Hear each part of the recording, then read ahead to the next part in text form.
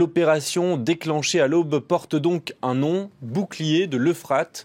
La Turquie a clairement franchi un pas dans sa lutte contre le terrorisme. Des tanks et des soldats turcs sont entrés ce matin en territoire syrien avec un objectif précis, reprendre aux djihadistes de l'État islamique la ville de Jarablus, juste de l'autre côté de la frontière. Les précisions de Fatma Kissilboga, notre envoyé spécial à Karkamish, à la frontière syrienne. On se trouve vraiment en fait à l'entrée de la ville de Karkamush et la situation pour le moment, je vous dirais, elle semble assez calme, mais on va quand même demander à notre caméraman de zoomer un peu plus au loin.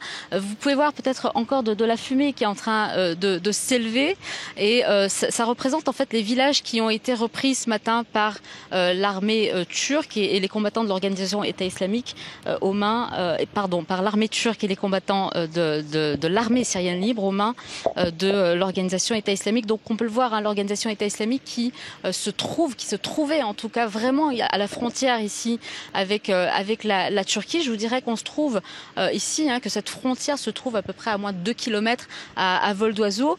Et les tanks, selon les témoins avec qui on a pu discuter ici, hein, les tanks de l'armée turque ont ensuite poursuivi leur avancée jusqu'aux collines qui se trouvent à l'horizon. Ils sont passés derrière cette colline pour poursuivre encore leur avancée, cette fois plus à l'est, du côté donc de la ville de Jarablus, où des combats sont toujours en train de se poursuivre. Des combats qui semblent pour le moment, je vous dirais, d'une extrême violence. Selon des agences de presse locales, hein, des agences de presse turques, le nombre de djihadistes qui auraient déjà trouvé la mort depuis ce matin s'élèverait à au moins 48. Ce sont bien évidemment des informations que nous sommes dans l'impossibilité de vérifier, tout simplement parce que les autorités turques communiquent vraiment des informations au compte-gouttes. On est en ce moment dans l'impossibilité de vous dire, par exemple, combien de tanks de l'armée turque sont engagés dans cette opération de Jarablus, ni combien de militaires, combien de soldats turcs sont engagés dans cette ville.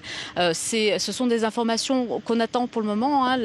L'état-major turc n'a pas encore fait de déclaration, mais ce que je peux vous dire, enfin, dernière information peut-être, c'est qu'on entend par moment des avions dans le ciel, des avions qui peuvent aussi bien appartenir à l'aviation turque, hein, puisqu'on sait que l'aviation turque participe également à cette opération de reprise de la ville de Jarablus, ou des avions cette fois de la coalition internationale qui est également engagée dans cette même opération.